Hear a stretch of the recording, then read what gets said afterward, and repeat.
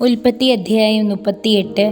അക്കാലത്ത് യൂദാ തൻ്റെ സഹോദരന്മാരെ വിട്ട് ഹീറ എന്നു പേരായ ഒരു അദുല്ലാംകാരൻ്റെ അടുത്തേക്ക് പോയി. അവിടെ അവൻ ശൂവ എന്നു പേരായ ഒരു കാനാൻകാരൻ്റെ മകളെ കണ്ടു. അവളെ ഭാര്യയായി സ്വീകരിച്ച് അവളോട് ചേർന്നു. അവൾ ഗർഭം ധരിച്ചൊരു പുത്രനെ പ്രസവിച്ചു. യൂദാ അവന് ഏർ എന്ന് പേരിട്ടു.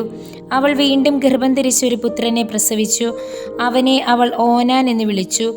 അവൾ വീണ്ടും ഗർഭിണിയാകുകയും ഒരു മകനെ പ്രസവിക്കുകയും ചെയ്തു.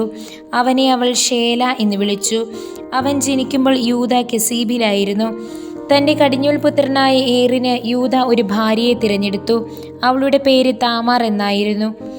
എന്നാൽ യൂദായുടെ കടിഞ്ഞൂൽ പുത്രനായ ഏർ കർത്താവിൻ്റെ മുൻപിൽ ദുഷിച്ചവനായിരുന്നു. കർത്താവ് അവനെ മരണത്തിനിരയാക്കി. അപ്പോൾ യൂദാ ഓനാനെ വിളിച്ചു പറഞ്ഞു, നിന്റെ സഹോദരൻ്റെ ഭാര്യയെ വിവാഹം ചെയ്ത് സഹോദരന് വേണ്ടി സന്താനങ്ങളെ ജനിപ്പിക്കുക. സന്തതി തൻ്റേതായിരിക്കില്ലെന്നറിയാമായിരുന്ന ഓനാൻ തൻ്റെ സഹോദരന് വേണ്ടി സന്താനങ്ങൾ ഉൽപ്പാദിപ്പിക്കാതിരിക്കാൻ സഹോദര ഭാര്യയുമായി ചേർന്നപ്പോൾ ബീജം നിലത്ത് വീഴ്ത്തു കളഞ്ഞു. അവൻ ചെയ്തത് കർത്താവിന് അനിഷ്ടമായതിനാൽ അവനെയും അവിടുന്ന് മരണത്തിനിരയാക്കി. അപ്പോൾ യൂദാ തൻ്റെ മരുമകളായ താമാറിനോട് പറഞ്ഞു, എൻ്റെ മകൻ ഷേല വളരുന്നതുവരെ നിന്റെ പിതാവിൻ്റെ വീട്ടിൽ ഒരു വിധവയായി പാർക്കുക. അവനും സഹോദരന്മാരെ പോലെ മരിച്ചേക്കുമെന്ന് യൂദാ ഭയപ്പെട്ടു.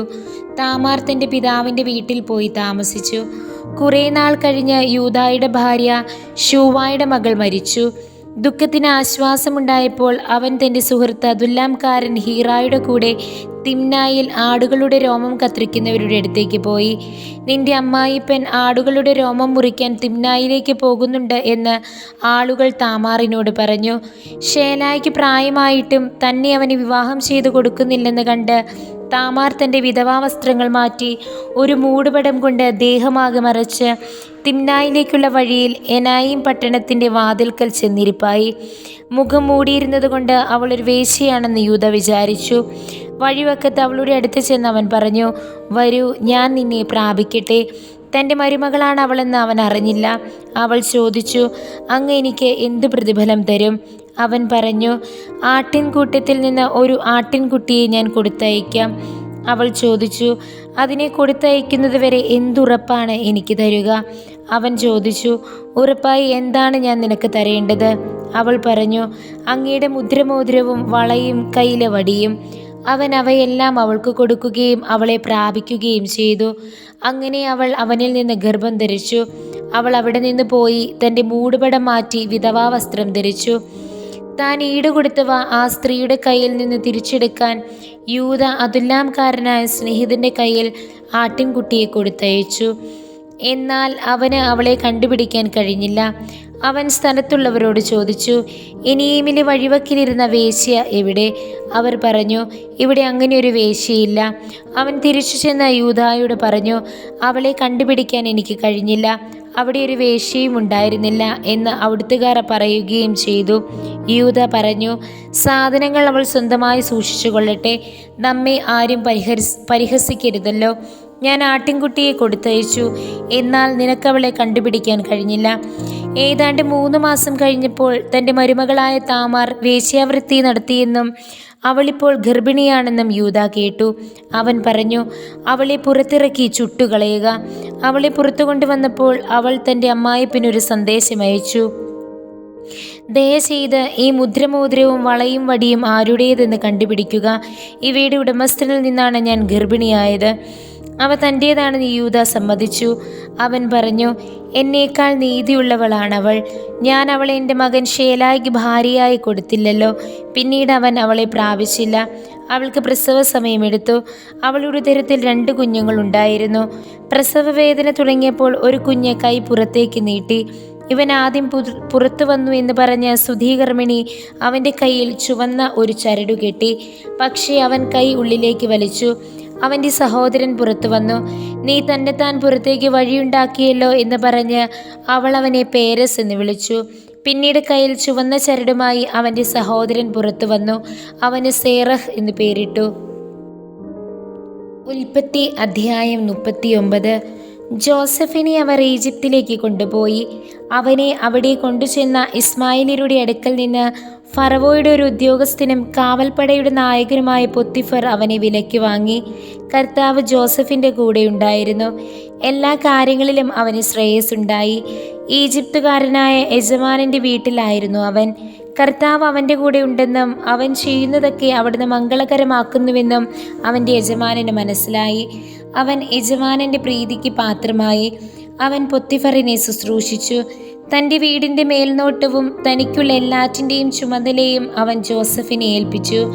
ആ ഈജിപ്തുകാരൻ വീടിൻ്റെ മേൽനോട്ടവും തനിക്കുള്ള എല്ലാറ്റിൻ്റെയും ചുമതലയും ജോസഫിനെ ഏൽപ്പിച്ച നാൾ മുതൽ ജോസഫിനെ ഓർത്ത് കർത്താവ് അവൻ്റെ വീടിനെ അനുഗ്രഹിച്ചു. അവൻ്റെ വീട്ടിലും വയലിലുമുള്ള എല്ലാറ്റിൻ്റെയും മേൽ കർത്താവിൻ്റെ അനുഗ്രഹമുണ്ടായി. അവൻ തൻ്റെ വസ്തുക്കളെല്ലാം ജോസഫിനെ ഭരമേൽപ്പിച്ചതിനാൽ ഭക്ഷണത്തിലല്ലാതെ മറ്റൊന്നിലും അവന് ശ്രദ്ധിക്കേണ്ടിയിരുന്നില്ല. ജോസഫ് വടിവൊത്ത ശരീരമുള്ളവനും സുമുഖനുമായിരുന്നു. കുറച്ചുനാൾ കഴിഞ്ഞപ്പോൾ അവൻ്റെ യജമാനൻ്റെ ഭാര്യയ്ക്ക് അവനിൽ അഭിലാഷം തോന്നി.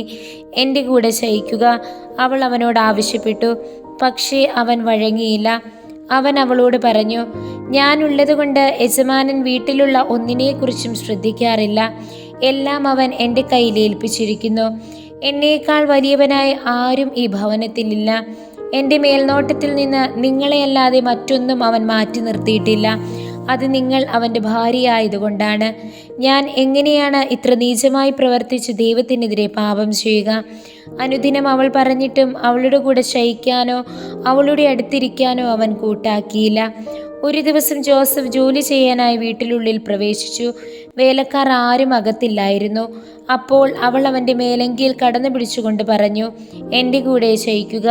മേലങ്കി അവളുടെ കയ്യിൽ വിട്ടിട്ട് അവൻ ഓടി വീട്ടിൽ നിന്നും പുറത്തു വന്നു. കുപ്പായം തൻ്റെ കയ്യിൽ വിട്ടിട്ട് അവൻ വീടിന് പുറത്തേക്ക് ഓടിയെന്ന് കണ്ടപ്പോൾ അവൾ വീട്ടിലുള്ളവരെ വിളിച്ചു പറഞ്ഞു, നമുക്ക് അപമാനം വരുത്താൻ അവനിതാ ഒരു ഹെബ്രായിനെ കൊണ്ടുവന്നിരിക്കുന്നു. എന്നോട് ക്ഷയിക്കാൻ അവൻ എന്നെ സമീപിച്ചു. എന്നാൽ ഞാൻ ഉച്ചത്തിൽ നിലവിളിച്ചു. എൻ്റെ നിലവിളി കേട്ടപ്പോൾ അവൻ പുറങ്കുപ്പായം എൻ്റെ അരികിലിട്ടിട്ട് ഓടി വീട്ടിൽ നിന്ന് പുറത്തു കടന്നു. അവൻ്റെ യജമാനൻ തിരിച്ചു വരുവോളം അവൾ ആ കുപ്പായം സൂക്ഷിച്ചു. അവൾ അവനോട് ഇപ്രകാരം പറഞ്ഞു, അങ്ങ് കൊണ്ടുവന്ന ഹെബ്രായ വേലക്കാരൻ അപമാനിക്കാനായി എന്നെ സമീപിച്ചു. എന്നാൽ ഞാൻ ഉച്ചത്തിൽ നിലവിളിച്ചപ്പോൾ അവൻ പുറങ്കുപ്പായം ഉപേക്ഷിച്ചിട്ട് വീട്ടിൽ നിന്ന് ഓടി പുറത്തു കടന്നു. ഇതാണ് അങ്ങയുടെ വേലക്കാരൻ എന്നോട് ചെയ്തത്.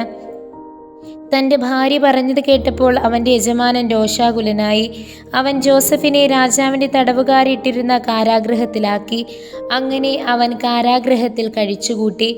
കർത്താവ് ജോസഫിൻ്റെ കൂടെയുണ്ടായിരുന്നു. അവിടുന്ന് അവനോട് കാരുണ്യം കാണിച്ചു. അവന് കാരാഗൃഹ സൂക്ഷിപ്പുകാരൻ്റെ പ്രീതി ലഭിക്കുവാൻ ഇടയാക്കുകയും ചെയ്തു.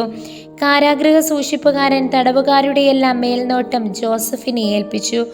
അവിടെയെല്ലാം ജോസഫിൻ്റെ മേൽനോട്ടത്തിലാണ് നടന്നത്. ജോസഫിനെ ഭരമേൽപ്പിച്ച ഒരു കാര്യത്തിലും കാരാഗൃഹ സൂക്ഷിപ്പുകാരൻ ഇടപെട്ടില്ല. കാരണം കർത്താവ് അവൻ്റെ കൂടെ ഉണ്ടായിരുന്നു. അവൻ ചെയ്തതൊക്കെ കർത്താവ് ശുഭമാക്കുകയും ചെയ്തു.